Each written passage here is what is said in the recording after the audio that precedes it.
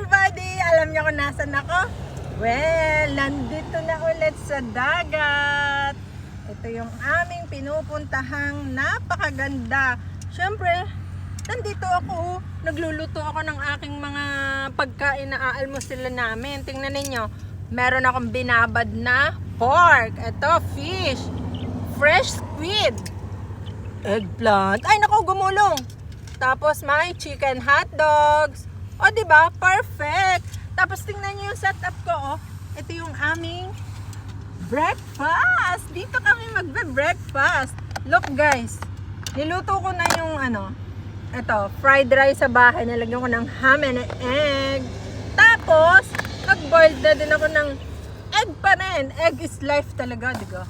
Tapos ito yung napakasarap na sausawan ng aking mga iniihaw. Kayo guys hindi napapaibig din eh. Ay! Pagkakasarap. Tapos garning nasikat ang araw. Ay, tingnan naman ninyo. Gaano kaganda mag-breakfast din eh. While grilling here. Pagkakainin mo na, o kukuha ka din, dadalhin mo doon sa iyong table. Ay, awang ko naman pag hindi ka nawili din eh. Ang saya-saya talaga. Good morning! Kakain na kami kasi luto na. Tingnan ninyo oh. Luto na siya. Kakain na kami. Bye! Have a good day everyone. God bless. Kain na tayo. Breakfast. Ang sarap, sarap. Cheat day again. Thank you guys.